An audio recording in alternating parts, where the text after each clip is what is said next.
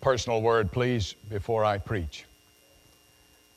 Most of you, I suspect, received a letter from me this past week indicating my intention to step aside from the active leadership of this congregation sometime within the course of the next year. I am approaching my 65th birthday, and it is time. I am announcing that well in advance for this simple reason. Thanks to the extraordinary wisdom and vision of our elders, and now with the assent of our presbytery, we here in Providence Church will have the opportunity to do something very unusual in the Presbyterian Church. We will elect a search committee at the end of this month. They will go out, search for, and find one who will be called by God as co-pastor of this congregation. When that person has been elected and is ready to begin service here, I will at that point pass the baton. I will step aside, and that person will assume the leadership role which has been mine for these years. This will allow us, as a congregation, to make a graceful, seamless transition in leadership. You see, Providence Church at this point is stronger than it's ever been. Stronger spiritually, programmatically, numerically, financially. Making a seamless transition in leadership will allow this congregation to continue to grow and extend the reach of its ministry in the name of Jesus Christ.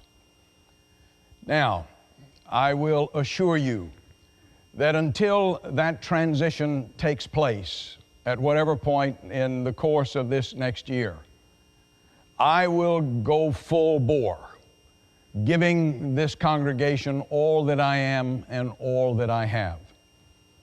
I also want you to know that Tricia and I love you deeply, intensely. It is our desire to continue to live here in Hilton Head. And it would be our hope and desire that we might at some point be regular members of Providence Church, joining with you in celebrating a new chapter in the life and history of this great church. I also must thank you from the bottom of my heart. These nearly 4 years now that I have been with you have served as a perfect cap, a perfect finish to my 40 years in the ministry of Jesus Christ. You have loved me, you have loved Tricia, and we love you in return, and we always shall. Will you please now join me in prayer?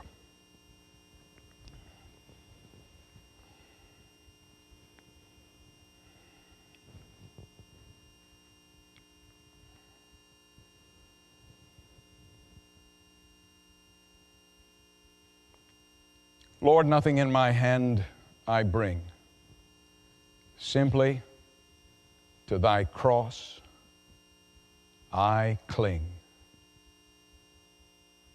Amen.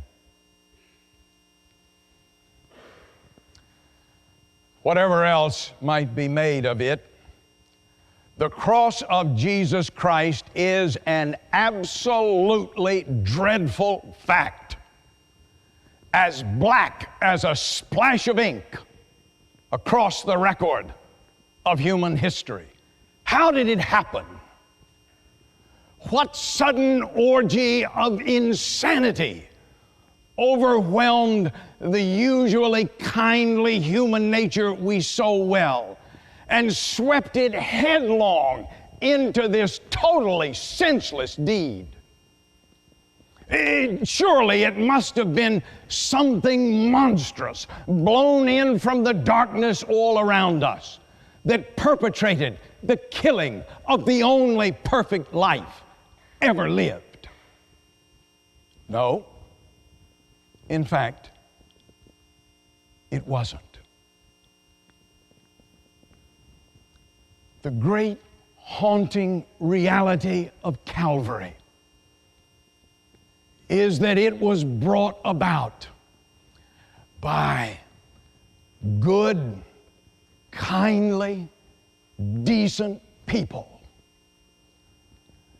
What is so disturbing about Calvary is that Jesus was nailed to his cross, not by some hideous sin, some horrible deeds, no. He was nailed there by the ordinary, respectable, garden variety little sins of which I am a specialist. Jesus was strung up to die by decent, hard-working, law-abiding citizens. Just exactly the kind of people we fancy ourselves as being.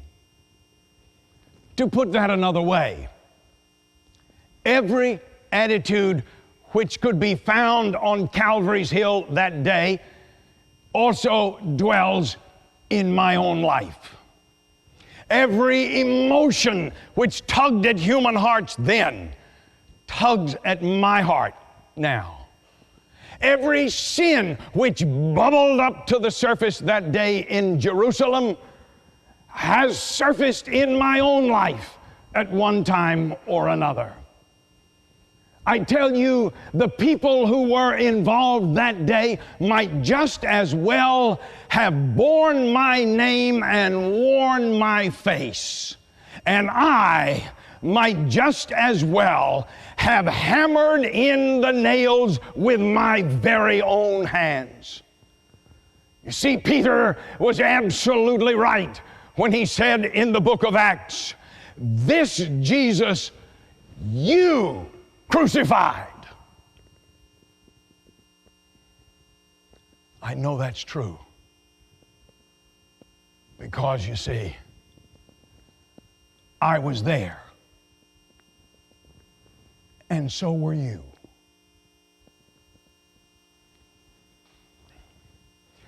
We were there in the Pharisees. The Pharisees were religious people, just as you and I claim to be. They were good churchgoers. They prayed, they fasted, they did all of the things you would expect religious people to do. They did make one mistake. They tried to keep their religious life and their everyday life separate. They didn't want their faith to impact their everyday living. And so they prayed long and hard, but it had little or no impact upon the depth and the quality of their character. They went through the motions of the faith, but it never managed to get down deep in their hearts. In fact, they were rather like the three children who were discussing their father's professions.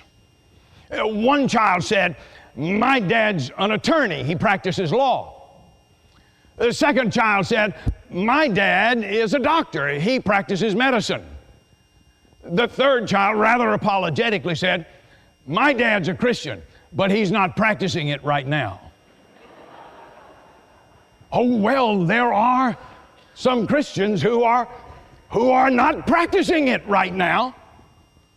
And so let me ask you something. Are you living and keeping the faith every day in your life in such a way that other people can notice? Or are you like John Bunyan, who once said, "I go to church every Sunday and there I sing and pray with the foremost, yet retaining my evil life"? Whew. That's what I call the Pharisees' disease. And there are many who are infected by that disease. Many Christians, yes, who remain unaffected, unchanged by their worship and their prayers. They want to try to keep God and the things of God separate from the way they live their lives every single day. The Pharisees' disease. Make no mistake, dear friends, when Jesus Christ truly takes up residence in our lives, we are changed. Not just a little, a lot. We are changed.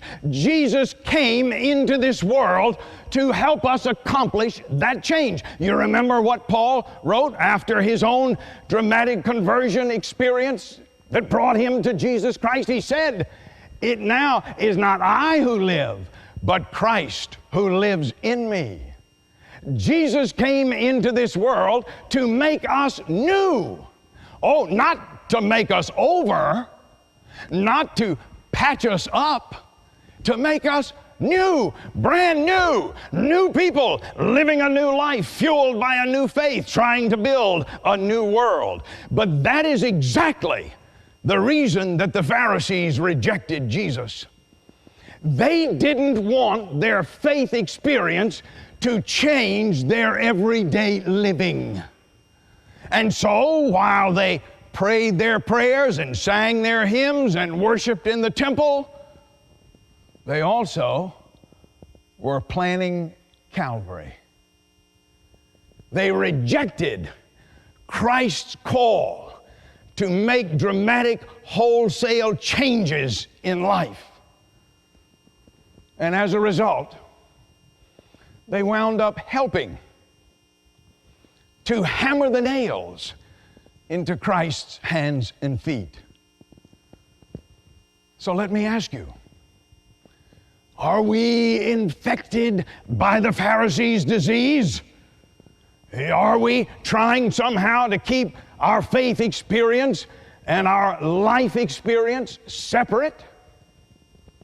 Are we calling ourselves Christians but not really practicing it? If we are, beware. The sound of hammering may begin to ring in your ears.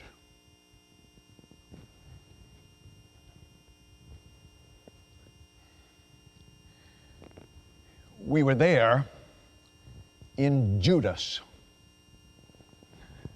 Judas was a disciple of Jesus Christ, just as you and I claim to be. In fact, I would be willing to suggest that Judas must have had the makings of being a good disciple, or else Jesus never would have selected him. So what is it then that turned Jesus' hopes and dreams for Judas into such a tragic end? Well, I think that if you carefully read the accounts, you begin to deduce that perhaps Judas was impatient with the pace of Christ's mission in the world. Judas, you see, had seen in Christ this very admirable leadership, authority, and power. And yet, Jesus seemed somehow to be reticent to exercise that great authority and power. And as a result, well, things were not getting better, they were getting worse. The early enthusiasm of people for Jesus was beginning to wane. The opposition to Jesus was becoming entrenched. The opponents were plotting their strategy. The whole enterprise seemed to be drifting toward the rocks. And so Judas perhaps decided that some bold action was required, and he took it upon himself to provoke that action. He wanted to try to put Jesus on the spot, where Jesus would be forced to exercise that great supernatural power of his. You see, Judas had lost patience with his master. He decided that he could do it better. And so he looked for a shortcut, and he found it, and he took it, and it ended in the horror of the cross. You see, the tragedy of Judas is that he would not accept Jesus as he was. He wanted to make Jesus into what he wanted Jesus to be. He was impatient with Jesus' way of doing things. He felt that he had a better idea about the way things ought to be. He was thinking that if Jesus would just do things the way Judas felt they ought to be done, that everything would be all right. And so he took matters into his own hands. That was the sin of Judas. And that's what helped to bring Christ to his cross, with the sound of hammer hitting nail. Now I want you to think about that for a minute. You know, we have a tendency, don't we, to say, well, you know, I really can't identify myself with Judas. Don't be too quick to say that. Let's be honest here. Isn't it true that sometimes we betray Jesus in exactly that fashion? Isn't it true that sometimes we get impatient with the way Jesus seems to be working in the world? Isn't it true that sometimes we think our idea about the way things ought to be is better than his? And so we try to make Jesus into what we want him to be. We try to take matters into our own hands. And inevitably, it leads to disaster. When I was young, my grandfather introduced me to the writings of a man named Antoine de Saint-Exupéry. He was a French aviator who wrote beautifully, eloquently about both flying and faith. Over the years since, I've read virtually everything he ever wrote. And I find his words so incredibly filled with wisdom and inspiration. During the Second World War, Antoine de Saint-Exupéry was recalled to military service. One day, it was actually July the 31st, 1944. On that day, Antoine de Saint-Exupéry was flying his plane on an observation mission. His plane was unarmed. It was in the course of that mission that a young German pilot attacked and shot down Saint-Exupéry's plane, killing the great man.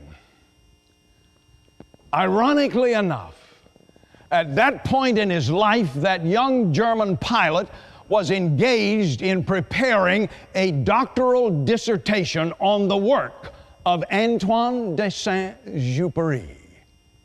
And when the young man learned that he had been the one who killed the man he so admired, he was plunged into total mental and emotional breakdown. He spent the rest of his life in a psychiatric hospital, saying over and over and over again, I have killed my master. I have killed my master. That was the sin of Judas. He killed his master. And let that be a warning to us. When you feel that the state of the world or the state of your own life is causing you to experience despair, when you begin to feel yourself growing impatient with the way the Lord is working in the world or in your life, beware lest you be caught with a hammer in your hand.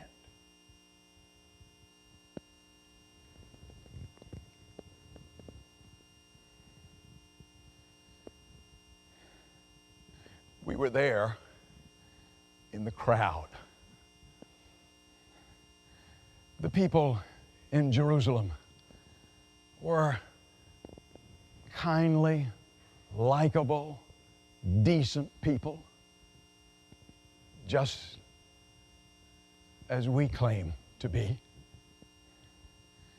And yet, you know, there is almost a sense in which they may be more responsible for what happened on Calvary than anyone else. Why? Because they could have stopped it. They had the chance to stop it. Pilate gave them the choice. The choice was theirs. And Pilate, in giving them the choice, believed that he had found the way to set Christ free. He knew how many people were attracted to Jesus. He knew about the rapturous welcome Jesus had received the previous Sunday when he entered into Jerusalem. Pilate knew all of that. And so he believed that if he could put the choice to the crowd, that they would choose to set Christ free. Pilate was stunned. That's the only way you can read it in the Scriptures. He was stunned when there came back this furious shout, "Give us Barabbas!"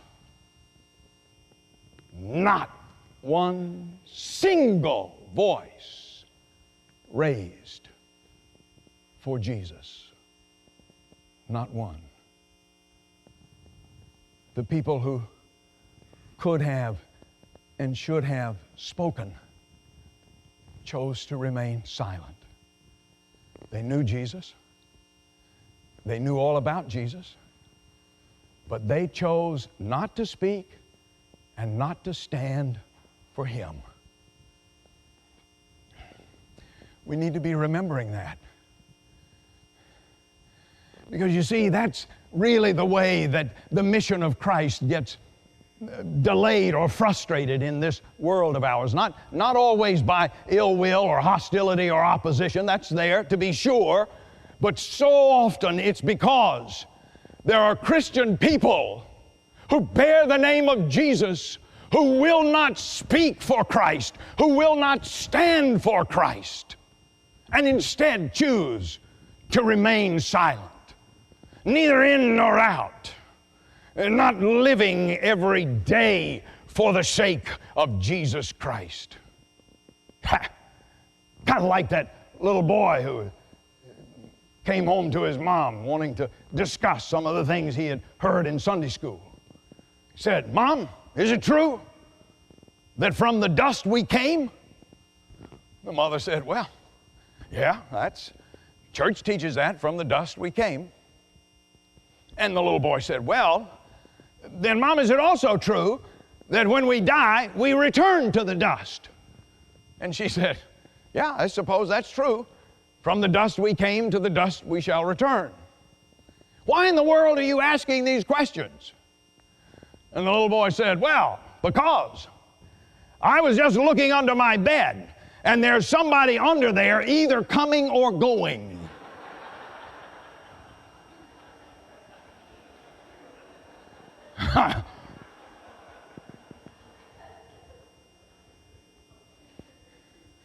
That's the problem for so many of us. We're neither coming nor going. We're neither in nor out. We just won't speak a word for Christ out there in the world. We won't take a stand for Christ when the faith is being attacked on every hand. We choose instead to remain silent. Thomas à Kempis put it so pointedly. Jesus, he said, Jesus has many lovers of His heavenly kingdom, but few bearers of His earthly cross.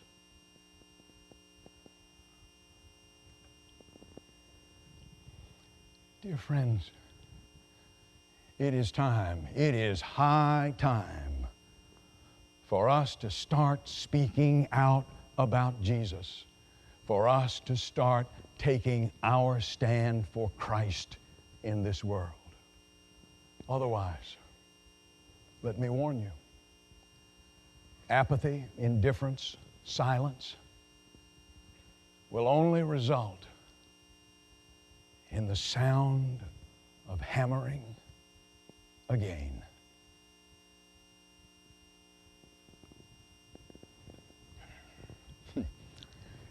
Peter was right when Peter said, "This Jesus you crucified." Jesus wasn't crucified by monstrous, obscene, hideous things. Jesus was crucified by the ordinary sins of ordinary people. People like you, people like me.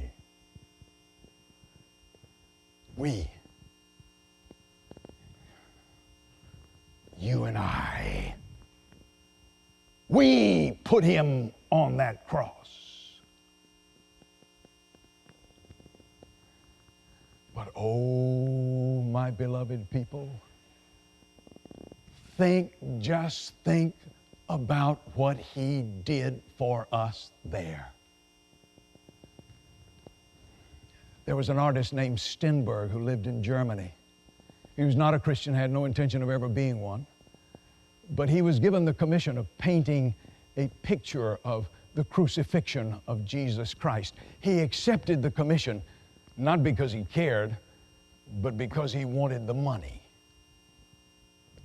He was in the process of creating that piece of art, and it was in his studio, mostly finished, but not quite.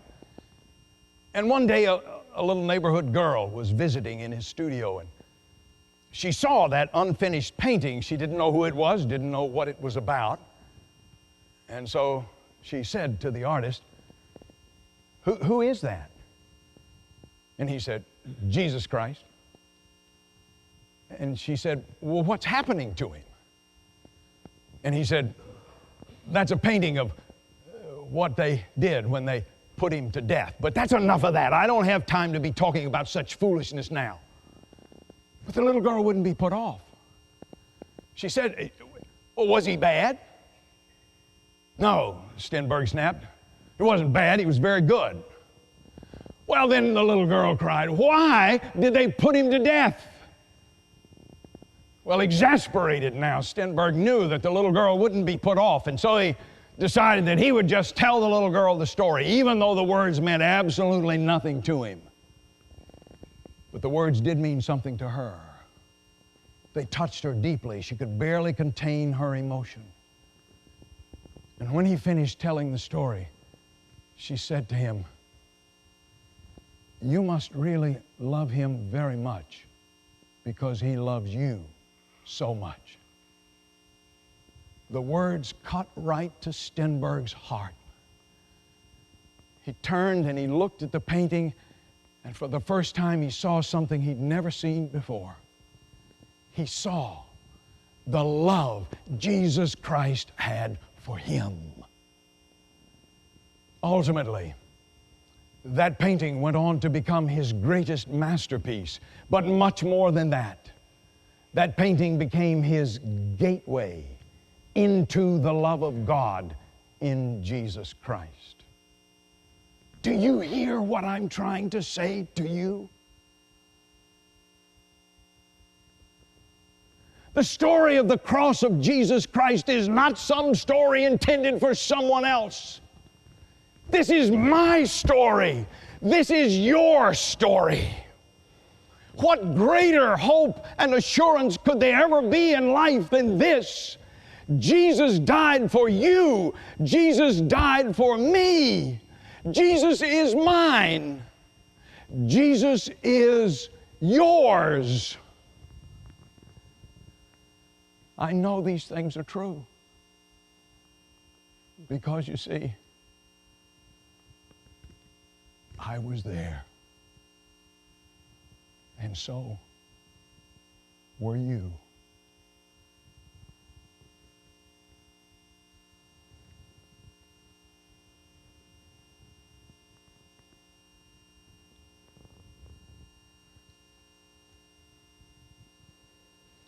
Pray with me, please. God on high, hear my prayer.